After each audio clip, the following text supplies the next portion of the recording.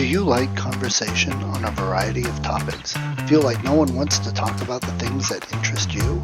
Tired of only hearing the same political, sports, or catastrophe talk? Yeah, we feel that way too.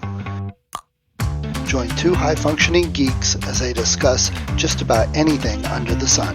We can't tell you what we'll be talking about each week because we don't know where our brains will take us. It will be an interesting conversation though, so hang on and join us. Here comes the relentless geekery. Brought to you by Mind Architecture. Building worlds for your mind. I thought today was a cruise day. Actually, this is funny. I'm wearing a very bright green-yellow shirt, but in this background, it looks boring. So I did myself wrong. Anyway. Yeah. Okay. Can you hear me? Yes, but soft. Okay. So maybe your volume is down. Maybe mine is down. I don't think so, but I have. How's I'm that? at 40. Is that better? That's better. That's better. Okay. Okay. So yeah, I thought you were cruising. I thought today was a cruise day. It's tomorrow. We leave at a lift tomorrow at 3 a.m. to get to the airport by 3:30 for a flight at 5:30. So unfortunately, a bad way to start off sleep deprived, but without going into it a ton, sometimes things just don't cooperate like time wise. And my first flight that I had scheduled months ago down to Miami got canceled. Like literally canceled. No, hey, we'll put you on this one instead. So I had to not really scrabble, but it had fit things perfectly. As I kept looking, that flight just created this gap that there were no flights that we wanted to do. So we ended up flying a day early down to Fort Lauderdale. Then we'll take a lift down to Miami and each place overnight. And then we'll get on the boat on Friday morning. That's actually when the cruise is. I never spent any time in Fort Lauderdale and only one time before in Miami.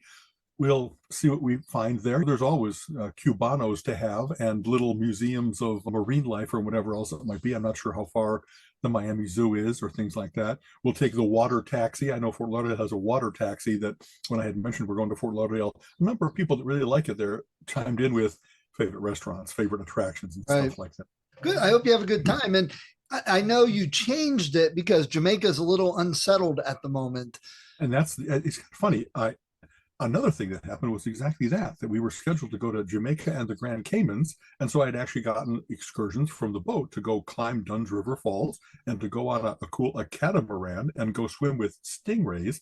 Who doesn't want to do something cool like that? Because Jamaica is having some internal unrest. And for a while it was only in Kingston, but now it seems to be everywhere.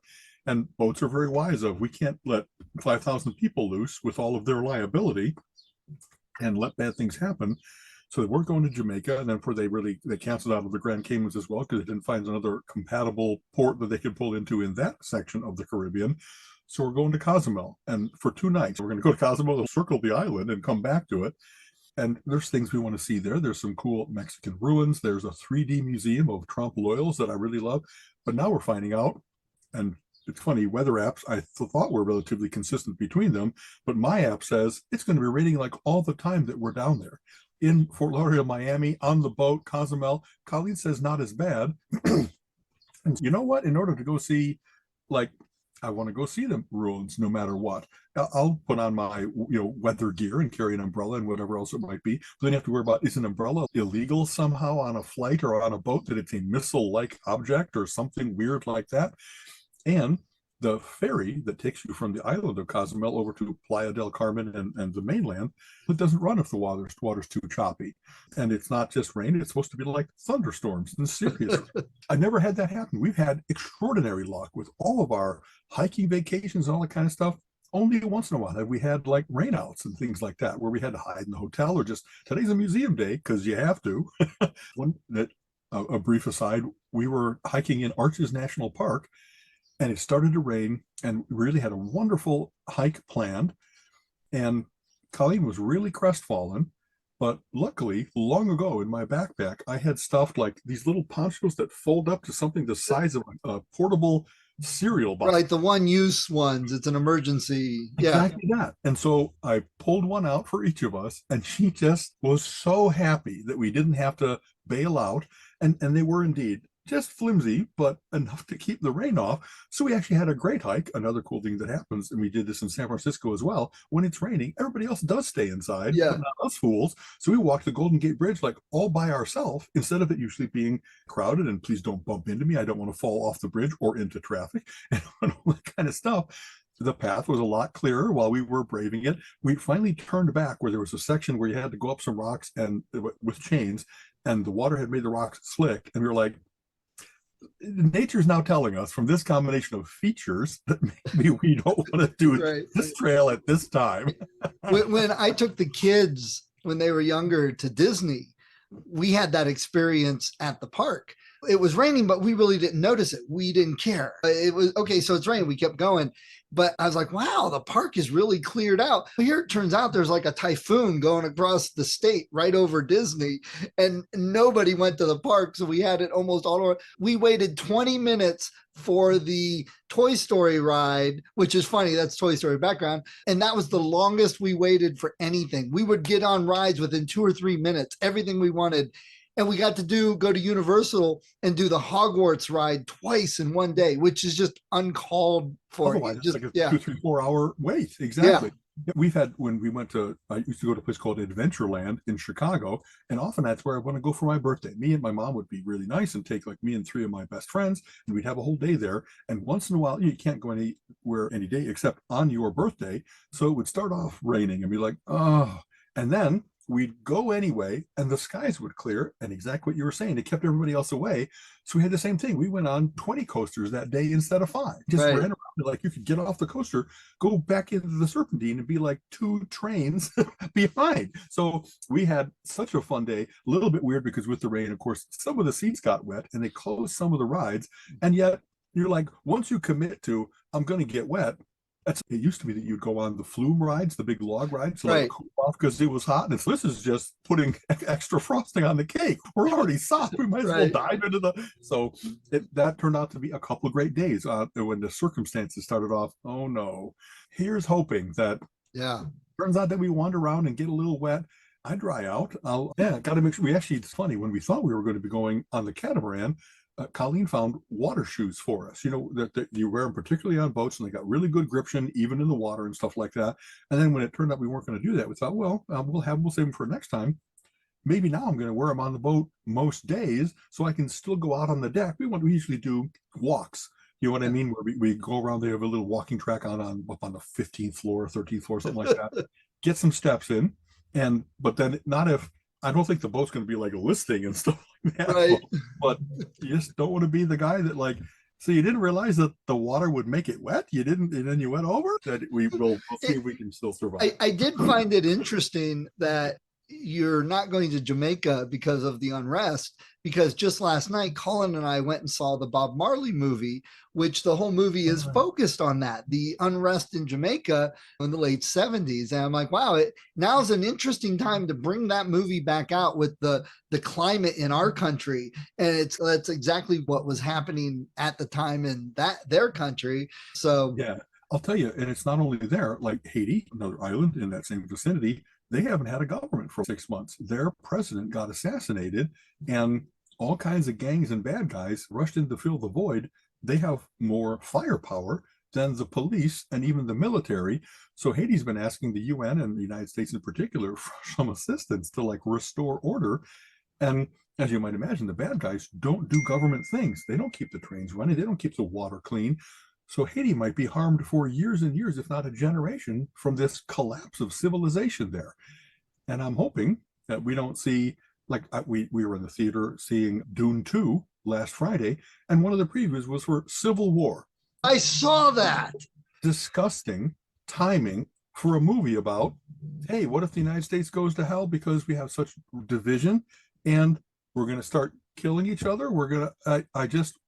Why would, if there's crazies and you're going to bait them, you're going to give them a formula. Here's the first targets to strike. Here's to make sure you have these. This is the most disgusting use of, hey, let's cash in on things that I've ever seen. And to top it, make it worse, is my son, when we were at the theater looking at all the posters, what we want to see, what we don't.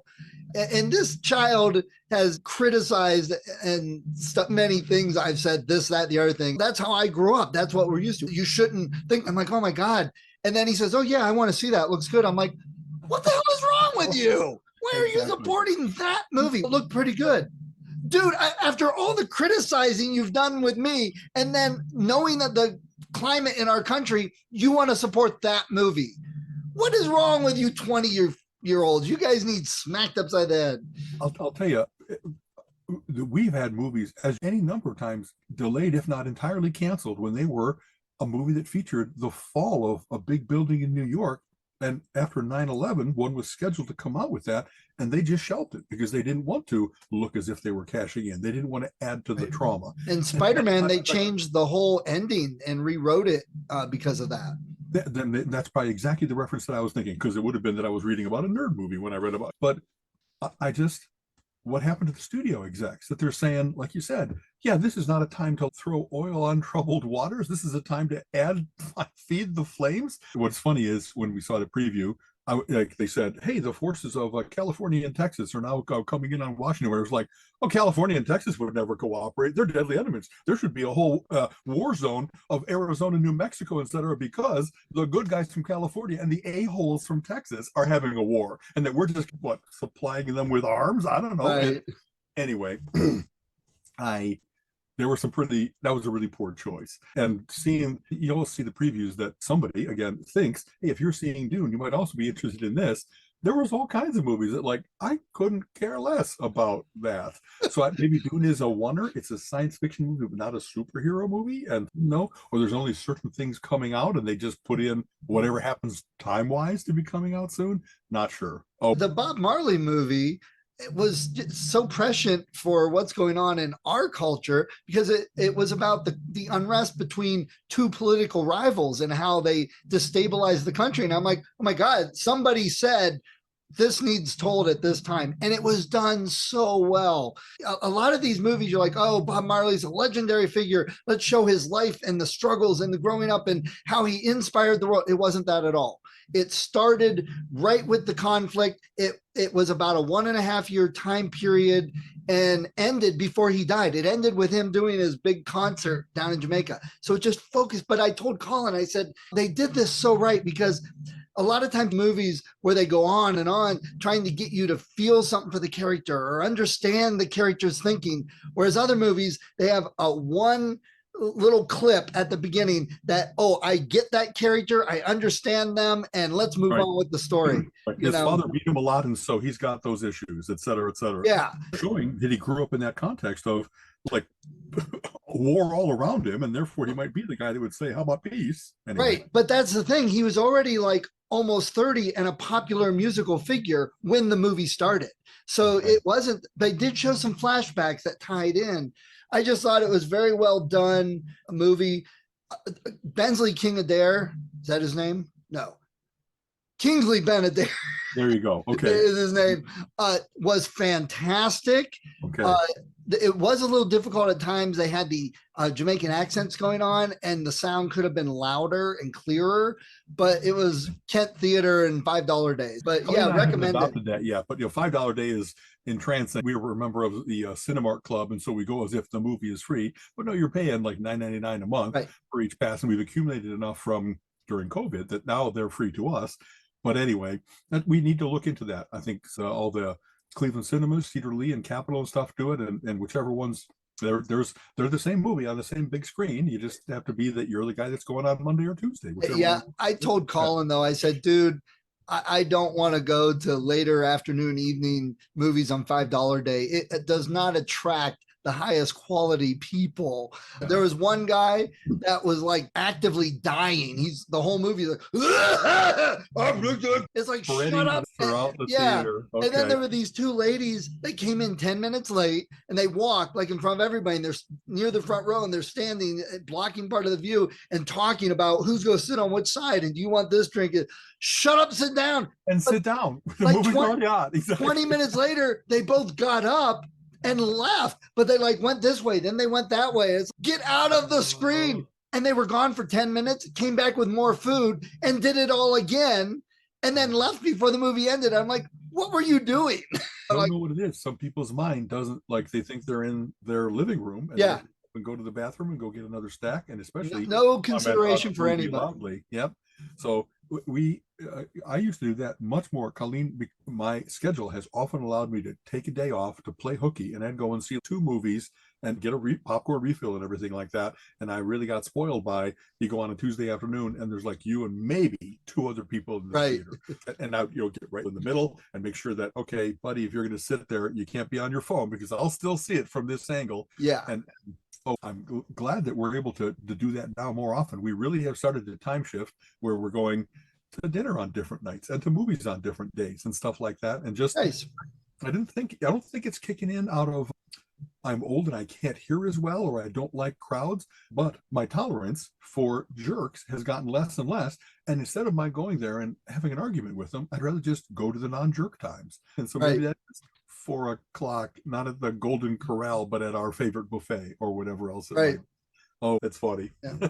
So, and then the other big thing for me was over the weekend was the pre-release for the Star Wars card game, and played multiple games against multiple people at multiple locations.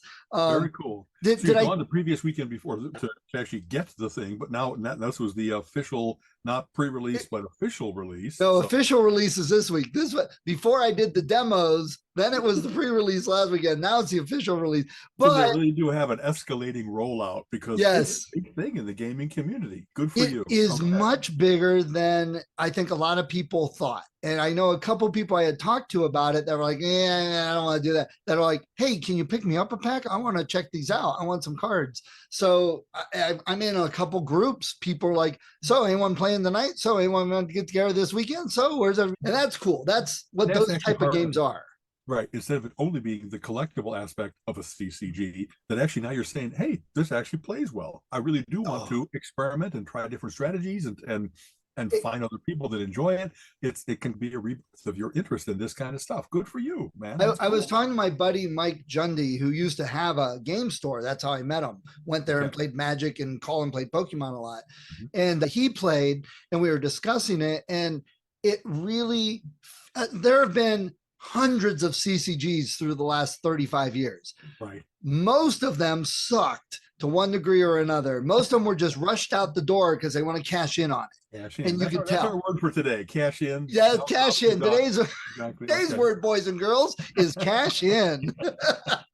The letter C. But we played the Star Wars one, and it's wow. It just, everything about the rules and the playing feels perfect. It's like I heard they spent some time adjusting this, play testing it, trying it out, getting the cards, and they have plans for expansions already made. They really got like a 5-year plan, which is they planned it out, and it felt that way.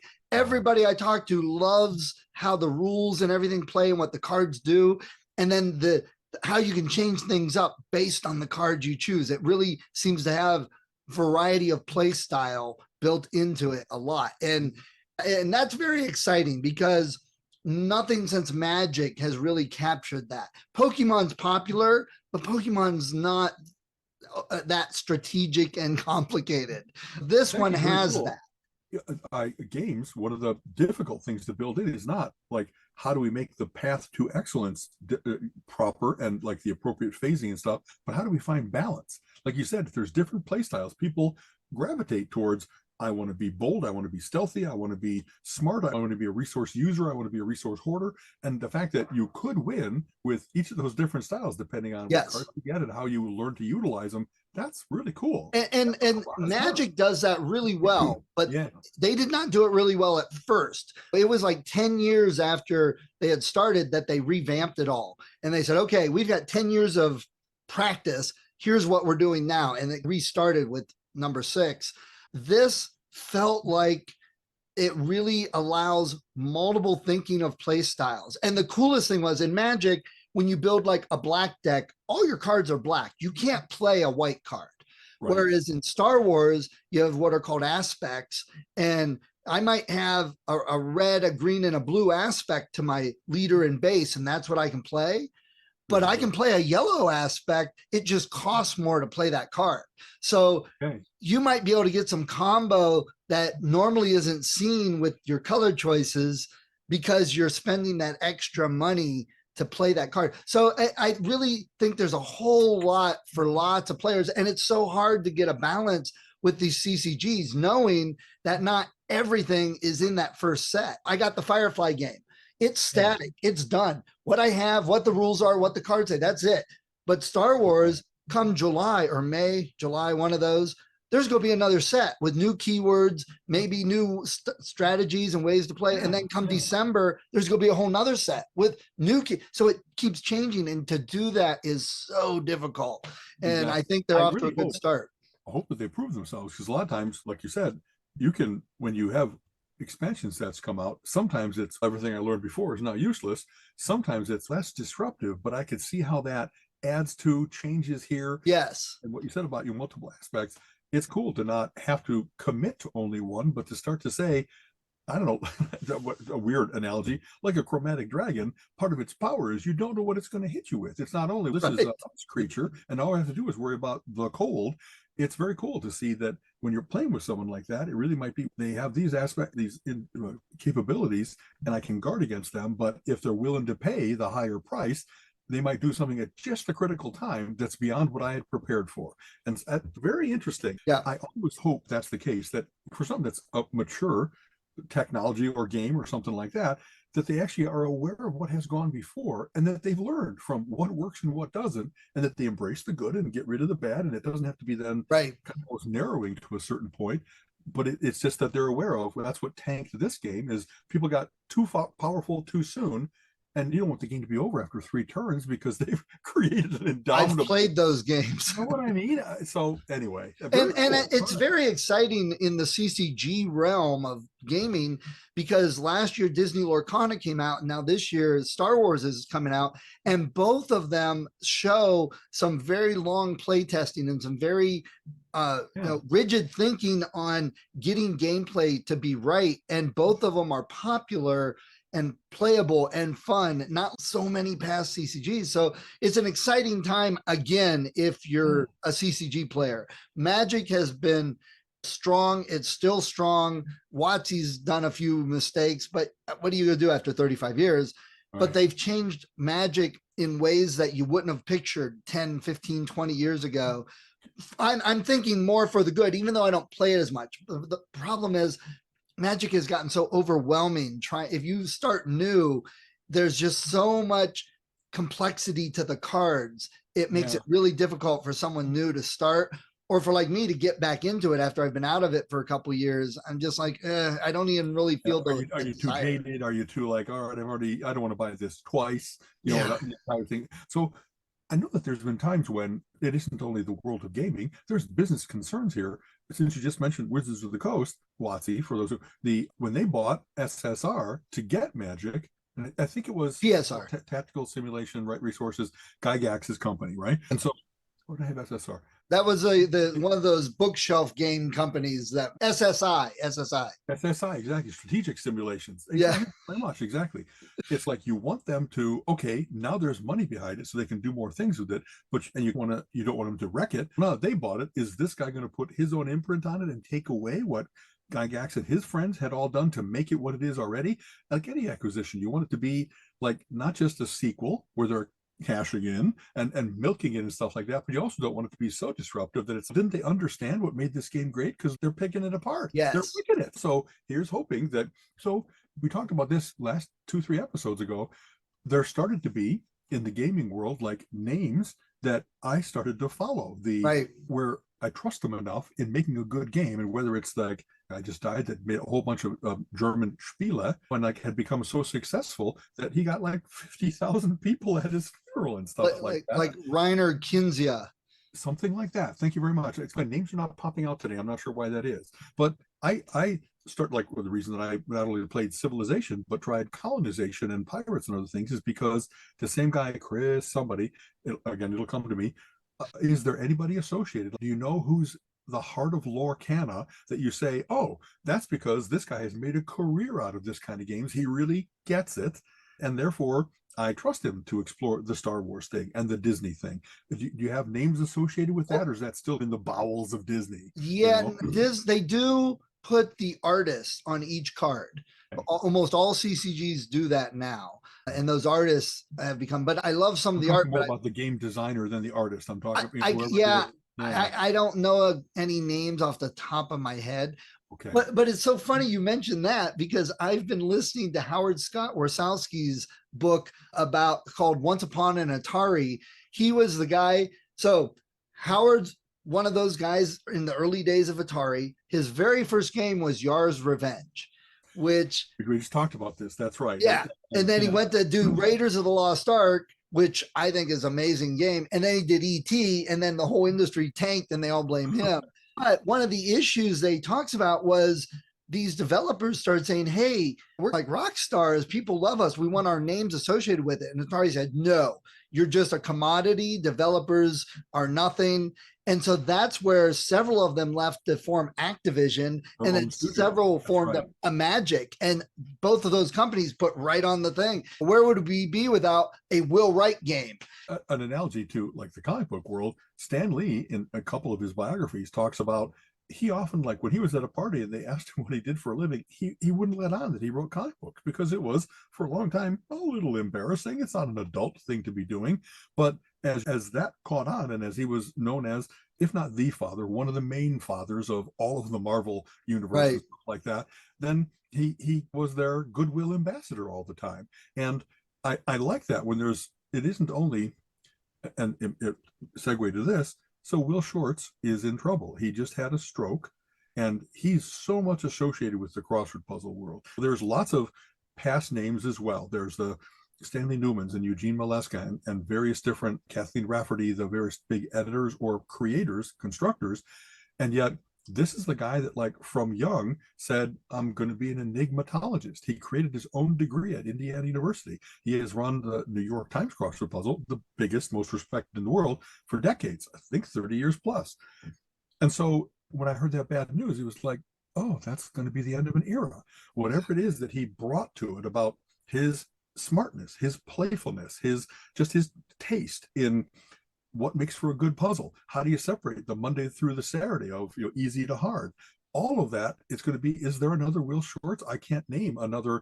I know that he has a clutch of people that he works with, a half dozen that are his posse that review things. And that big pyramid had to have a whole bunch of flowing upwards to get to that. He's the guy that kind of gives it his imprimatur when it comes out. But sometimes, I don't know, people don't necessarily do succession planning and those kinds of things. You got to hope that there's an apprentice or an equally knowledgeable guy. There was a guy, why am I dropping names today? The New York Times, there was the New York Post, Peter Gordon, and they were a rival puzzle. And he did such a good job with those puzzles being of quality that you're like, I didn't think I'd be able to think of anybody but Will Shortz when you talk about great crossword puzzles. But this is a guy that has done this for years, if not decades. I think now he does things where there's like a crossword puzzle subscription, and a lot of his were collected into books, and those were some of Colleen's and my favorite. I hope that crossword puzzles doesn't take a couple of years of interregnum while they figure out who's going to be next. Like when Jon Stewart left, they really Trevor Noah was great, but did they have the same everything that Jon Stewart was? Now that he's back on Monday nights, boy, it's really, I missed this. I missed how smart he is. I missed how he really has the ability to not only just say the obvious, but to look at things from multiple sides, both in a funny way while still having a strong opinion. He's really good at the whole idea of sifting through things to say, here's how much of a hypocritical lying fucker this guy is. And maybe that's not only him, it's his support staff that does all that. But it's all that we really need a time when somebody has to continually say, the emperor has no clothes. When are you going to wake up? The emperor has no clothes. You know what I mean? You can't keep talking about how this guy's too old when this guy's obviously lost it. He can't put together a coherent sentence anymore. And without a lie. And the one coherent thing is the lie that he was fed to repeat. I don't always mean to bring politics into it, because it really is a better world if we don't have to worry about seeing evil come to life. But it really is. I have just certain standards. I appreciate someone who speaks well. It's a sign of intelligence. I appreciate a sense of humor. It's a sign of, like, how you deal with the world, and that you're not letting yourself get worn down, that you still have that ability. This is, I wish that there was more of it. Let's put it that way, because there's so many people that are such bold, yelling bullies that they don't have any sense of humor, right, especially about themselves. And their idea of what to deal with you is, how about if we poison this guy? You know what I mean? The Putins of the world, that I can't take any criticisms at all, and I'm not going to let it roll off me. I'm going to silence them.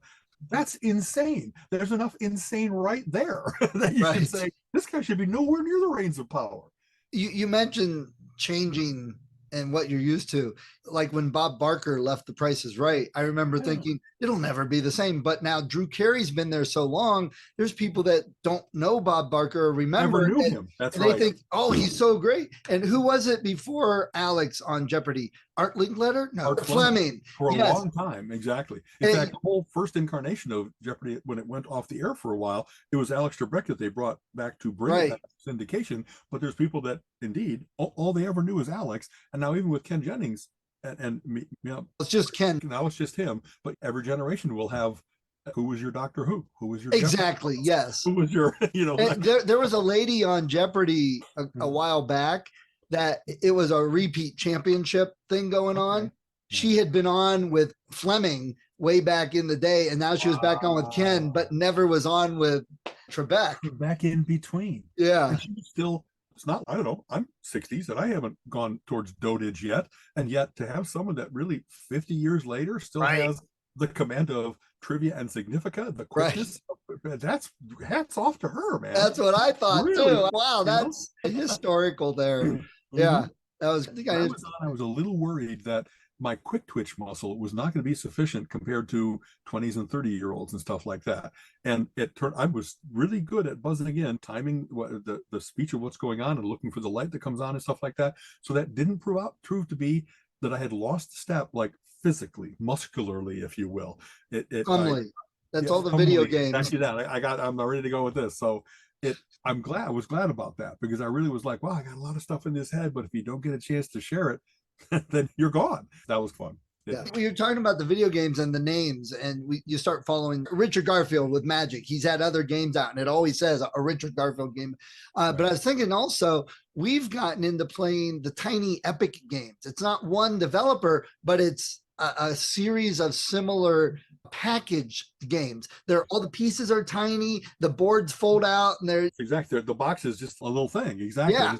How much game they fit into the little box. That's exactly. But the thing is, they're all much deeper than you would think from a little box game, because it has just as many pieces and playability and rules as some of the big $80-$90 games. It's just in a $25 box. We've got image of that is, it's been like 4, maybe 6 guys that have been playing together forever. Right. They have that sensibility of what makes a good game and what does not. And they said, we could do a good werewolf game. We could do a good castle defense game. And they just started to put together their idea of what's a quick hit. And I want it to not be an 8-hour thing. Let's make it an hour-and-a-half game. What will accelerate towards conclusion in all the right ways. And that's exactly what they are. And they usually are like from 1 to 5 players. They actually have solo modes that you can play and how to use it up to about 5 players, because a lot of games are 4. But you know how many times we have 5 people?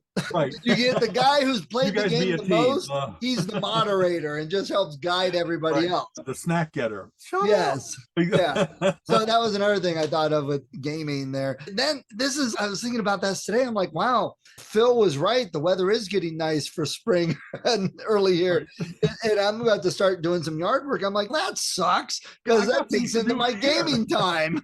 To go back to the cruise for a minute. Yeah. I'm one of those guys that, so they released the schedule, and there's 30 acts on board, and they're all going to play at least twice. But if you want to see everybody, you have to do a little bit of manipulation to make sure that the big acts, you have 2 teams, red and blue, the different colored lanyards, and that's what's going to appear on the big stage at certain times. And so we're blue. So the first thing you do is look at, okay, here's Marillion, and then I'm not going to miss them for whatever. So then, that collides with the Goblin show here and the Steve Moore show here, or whatever else it might be. So then you say, well, if I can't see it here, then I got to go grab the other Steve Moore or Goblin. And so it was this nice little puzzle of make some choices, follow the cascades. And I put together a really nice schedule for Colleen and I that we really, I think, are going to be able to see almost everybody that we want, and we made all the choices. And then it was like, oh, but what if we're in Cozumel and we can get off the boat and we can't schedule a 10 a.m. Q&A or a show or something like that? And they were smart about that, that most of the things that are happening first thing in the morning are the Q&As and the photo experiences and the paint class taught by a rock star, which is, I couldn't care less myself. We really do have it. I hope it all works out, that we really optimized everything. We're going to see, wow, Martin Barr and Adrian Belew and Goblin, like I said, Goblin, which like they're an Italian prog rock band that did the soundtrack for Suspiria. Oh, really? Suspiria? Yes. Now that you say that, me and Reese talked about that. I'm going to mention that to you, knowing that you just did the horror lasagna talk also for Ecom, right? Yes. There's some places that specialize in, these are the medieval sounding guys. These are the very synthesized math rock. These are the spooky music guys. And so and having said that, almost always what happens is you get on the boat and they post a thing that says, we've had to move this from here to here. It's, this whole fucking cascade of that throws everything I put together into a cocked hat. I hope that we can make all the right compensating things, but I guess we're going to have to miss Dave Kersner or something. You need to try to do this. You need to feed that document into Chat GPT. Say, here's my priority things here. Tell me what my schedule should be.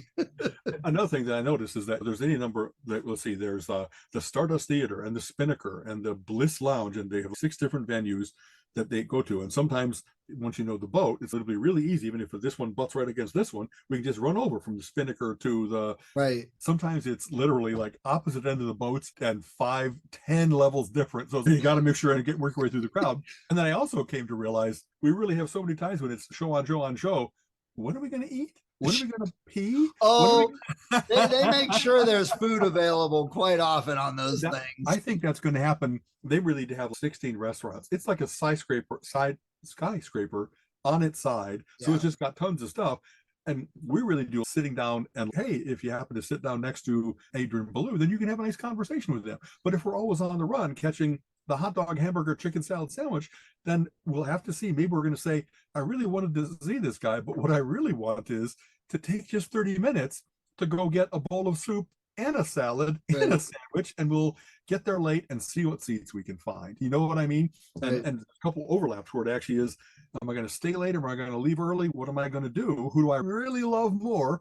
And what always happens, of course, is there's some sliding. They've had things scheduled for like 10 and 11 o'clock. They're not going to start until midnight or 1, because there's going to be that little bit of delay of just transitioning from one stage set to the other and stuff like that. So, midnight buffets are always good. So they really are. Go in where they had the ice sculptures gleaming in the night, and I'm not anticipating it being, if you will, a problem, but if we really try to do everything on this cruise, it really is going to be, we're going to need a vacation from You're going to have to come home for next Wednesday and be like, oh, I'm just going to collapse in bed for 12 hours and let my body rebuild itself. I remember the one thing that astounded me with cruising when I worked on the cruise ship was you would always get the seniors, the ones that are like 70, 75 with their friends, that cruising is just the thing they do, but they never leave the boat. When that boat would dock, they would go into the gaming room and they'd sit there and play cards all day long. Cards, exactly. I'm like,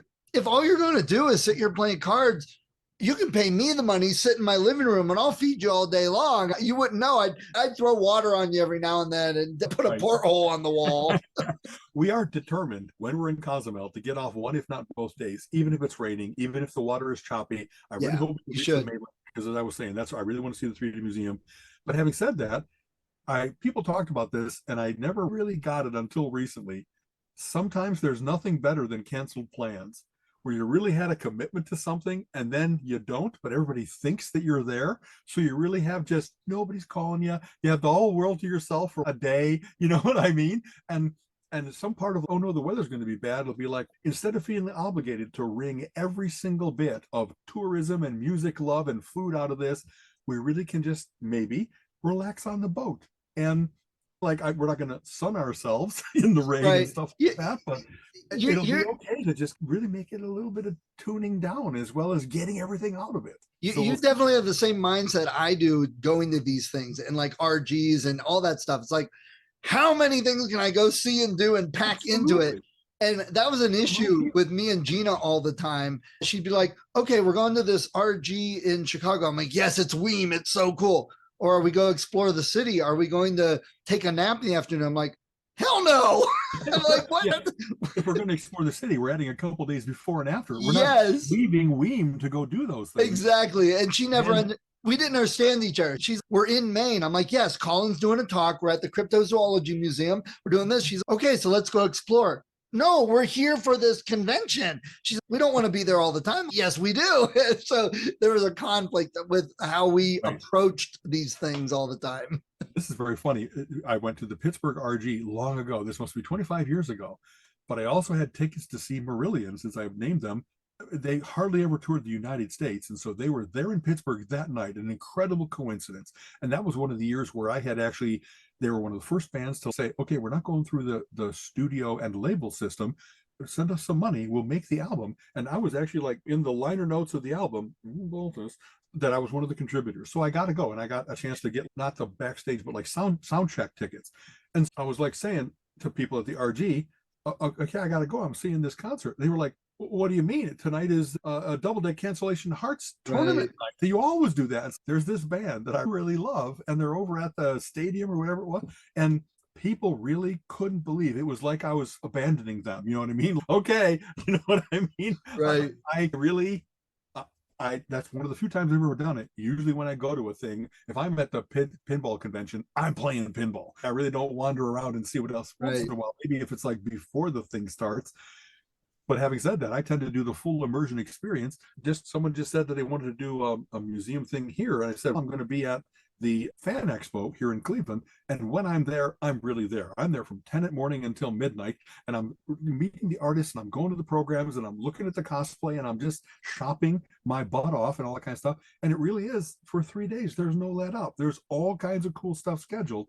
And so, sorry, I really like you and your event, but I'm not breaking away, because it'll be like 3 hours, 4 hours, and I'll miss so much. You know what I mean? I'm going to miss the chance to meet Alan Tudyk, who now has a resident alien. I don't mean to tease you about it, but I'm really looking forward to hearing his talk and getting a chance to just say, I really love this series, and I really love his portraiture of, is that the right word? His portrayal of this character and stuff. And anyway, there's all kinds of good people coming in from the comic book world, the science fiction world, movies, TV, all that kind of stuff. I'm going to be so long ago, we saw a video at a comedy festival that was Triumph the Insult Comic Dog talking to people at a Comic-Con. And one guy is dressed up as Darth Vader, and he comes up, and of course people immediately start talking to the dog, not to the guy who's obviously the puppet, but he goes, which one of these buttons is the one you use to phone your mom to come pick you up? Every time that I go in, and Colleen comes and gets me at the end of the day, because sometimes buses stop running because it's going too late and all that kind of stuff, that's what I think of is, okay, mommy, come get me now. I got lots of new stuff. You do get back into your childhood. And I think that people miss that in life. And I think they're worse off for it. When I go shopping, because I've got all the comic books that I want, I usually only buy like new independent things where I'm really trying to support the starving artists and stuff like that. I'll buy new books in the same way, maybe new games, but it's also, they have all kinds of, I've never been a guy that like had to get all the Funko Pops. And so they have whole booths that I just walk past, because I'm not looking at the fact that they have 10,000 different little figures of all the Marvels and whatever. It's just, I don't have it. I don't need any more t-shirts, though once in a while, I'll see a t-shirt that like makes me laugh out loud. It's, if you got that in 3X, you got me. You know what I mean? I've been going for 50 years to Comic-Cons, and yet people are still witty enough to come up with something new, or a cool new design. The first time that it wasn't just an emblem on your t-shirt, but it was like the full shirt, like the Hulk is the shirt and stuff. I had to have one of those, just out of, this is just the coolest thing. I can't wait to wear this. And people go, okay, clearly you are a committed comic book fan, because your whole body is this picture. When I go to the conference every year down in Florida, I always have a cartoon tie that I wear for the ceremony. The Flintstones, Bugs Bunny, Hanna-Barbera. My sister got me a whole bunch of them. This year I had it was like it looked like a business tie. It was a little shiny and it had a pattern, and it was like a power business tie with Spider-Man on it. Right, a little spider, exactly. Yeah, and then my socks were Star Wars, so I always wear Star Wars socks. Because nobody notices. I haven't gotten word that I'm speaking at Fan Expo yet, but I probably will. And so I'm hoping that just that I'll break out the appropriate Marvel pants. I probably should be there in like dark pants and a white shirt and look like I'm an authority figure, but really I'm just like a fanboy that grew up and knows a ton about it. And that I tend to dress casual so that I'm not worried about has my shirt come untucked. I just hopefully what I share with you, I will fill the room with my intelligence. You know what I mean? I'm just gonna, my enthusiasm will make you not worry about what shirt I wore. You know what I mean? That kind of thing. So we'll see about that. Are you going to the book fair this week? Doesn't like Akron Library has a big author book festival? Yeah, I didn't get accepted for it, so to them. I don't mean to pull the scab. Sorry. No, it's very full, and I only had the one book. I have a couple books, but the one main book. So maybe next year I might stop in because I did meet a couple good authors and stuff going to that, and I like to go to those. But it's also release weekend with release events going on for the Star Wars game. So there's the schedule that I'm torn, you know? Yeah. It's funny. As soon as we committed to the cruise, it's amazing how many things started to pile up this weekend. Just all the conflicts. It's I can't go see that comedian. I can't go to the book fair. You know what I mean? It's like you had to do this, didn't you? I do that like on Facebook. I will interest a whole lot of things, and then I'll get people going, hey, I see you're interested in that. You want to go together? And I'm like, oh, hold on, let me check. I'm like, oh, no, there's this other thing going on. I'm going to go to that. So why'd you say you're interested? Because I can then get it on my calendar so I can check all the choices. And now Facebook knows I like those events, and it gives me more of them, and I don't miss them. So that's right. And also the reason you made a choice, you hit interested instead of going. That's why you shouldn't count on me, because I was still evaluating my possibilities. Right. You know I mean? Yeah. And that's how I use that. And some people don't get that. I was going to mention, we talked about doing things. When me and the kids were go to Disney, my cousin said, we've been wanting to go to Disney. Maybe we'll all go together and have a big trip. And we ended up breaking off and saying, no, we're not doing it with you guys, because their idea was, like you said, is different. They wanted to stay outside of the Disney parks in a different hotel. So it'd be a 45-minute drive through traffic, paid for parking, and not getting there until later. And then they were like, oh, you know, that place we're staying is right by the beach, so we can leave Disney at 2 or 3 every afternoon and go to the beach. I'm like, I'm not spending money on Disney to go sit on the damn beach. And that caused conflict. That's what we want to do. Fine. You guys go. I'm paying to go to Disney. Yeah. We actually, I mentioned that last October, I believe it was, I went to Progstock, another progressive rock festival in New Jersey, and met a couple that are also going to be on the cruise to the edge. Nice. And so which immediately it was, you guys got red and I got blue, so we're not going to see the big shows together, but we'd love to see other shows, save seats for each other, get dinners and stuff like that. But I really don't know them well enough. It really was for those couple days at Progstock. They seemed to be like me, where they went to everything. They stayed up late to go see Chester Thompson. So I think that they're hardy in that way, but could be that all they want to eat is Mexican food and Colleen really doesn't like it. So we're not going to the El Cachina restaurant and stuff like that. There's friendships are like wonderful, but they can be tentative. You don't have to be joined at the hip. Right. The more you enjoy each other's company, then do more together. But it's okay to say, my wife and I are also here at kind of like second honeymoon. I'm being silly, but it's okay to just spend us time, me time. And that's the cool thing about the balance. That's right. With Bob. Knowing that you only really see them at events like this, and that you're on a cruise is, hey, we have plans to go do this, but how about if we meet up later? And that's usually acceptable to everybody, because you both get it during things. It's not like you're like, now we're 3 cities apart. Hey, it's a deck or two. I know one of the things that's going to happen, like the way I did the schedule was a series of spreadsheets, one per day that has everything. And I got it like, okay, the blue is this and the red, I can't go to that. And then I did color coding of here's the greens that I want to go to, and the yellow is tentative. And I know that when I pull that out, people are going to be, where'd you get that? Because that happened all the time at RGs and AGs when I did that for Mensa for many years. And I want to bring extra copies, but I don't want to be that guy that now I'm committed to do it. The next cruise, it really is something that helps me stay organized. I've always liked not just looking at a listing of time and room and act, but to see it visually so you can see, is it right opposite each other or is there an overlap? So I could run from one to the other and still catch the second half. Most of it, yeah. Back.